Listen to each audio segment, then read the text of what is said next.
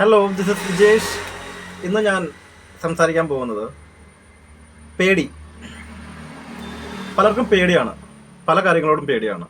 ചിലർക്ക് ലൈഫിലെ സിറ്റുവേഷൻസ് എങ്ങനെ ആവും എന്നുള്ള പേടി. കുട്ടികൾക്കാണെങ്കിലോ കുട്ടികൾക്ക് പരീക്ഷയെ പേടി, അച്ഛനെ പേടി, അമ്മയെ പേടി, അങ്ങനെ പലതരത്തിൽ പേടി എന്നൊരു സംഭവത്തിന്, പേടി എന്ന ഒരു വികാരത്തിന്, പേടി എന്നൊരു ഫീലിങ്ങിന് പരിധികളില്ല. വളരെയധികം എല്ലാവരും ഭയങ്കര പേടി തുറന്മാരാണ് സത്യം പറഞ്ഞാൽ, അല്ലേ? ശരിയല്ലേ? പേടി പേടി എങ്ങനെ ഒഴിവാക്കാം? പേടി ഒഴിവാക്കാനായിട്ട് സിമ്പിളാണ്. എന്താണ് അവസ്ഥ, എന്താണ് സിറ്റുവേഷൻ, അതിലേക്ക് കടന്നു ചെല്ലുക. ഒരാൾ പേടിക്കുവാണ്, ഒരാൾക്ക് ഒരു പല കാര്യങ്ങളുണ്ടാവും, എല്ലാവർക്കും പല പല കാര്യങ്ങളുണ്ടാവും. ഒരു ചെറിയൊരു കാര്യത്തെ ഞാൻ എടുക്കുവാണ്, എനിക്ക് പേടിയാണ്.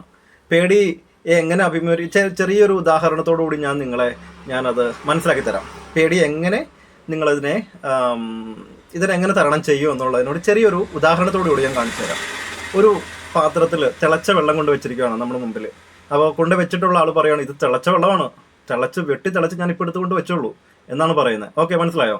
പക്ഷേ നമ്മളതിനെ ബുദ്ധിപൂർവ്വം നമ്മൾ ആ വെള്ളത്തിൽ നമ്മൾ എത്രത്തോളം ചൂടുണ്ട് എന്ന് മനസ്സിലാക്കാൻ നമുക്ക് കഴിഞ്ഞാൽ നമുക്ക് പേടിയില്ല, നമുക്ക് പേടിക്കേണ്ട കാര്യമില്ല അതിനെ.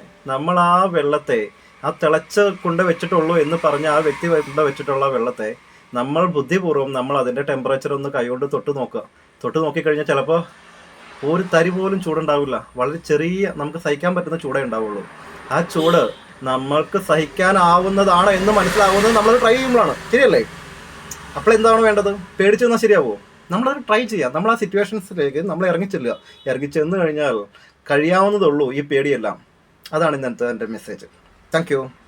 ആരും പേടിക്കരുത്, മുമ്പോട്ട് പോവാം. ഈ ലോകത്ത് നമ്മൾ ആരൊക്കെ അടുത്ത നിമിഷം ജീവിച്ചിരിക്കുന്നു എന്നൊന്നും നമുക്ക് പറയാൻ കഴിയില്ല. നമ്മളെല്ലാവരും ചിരഞ്ജീവികളല്ല. അടുത്ത നിമിഷവും നമ്മൾ വിജയിച്ച് തന്നെ നിൽക്കണം. നമുക്ക് പേടിയില്ലാതെ ജീവിക്കണം. That's my message. Thank you.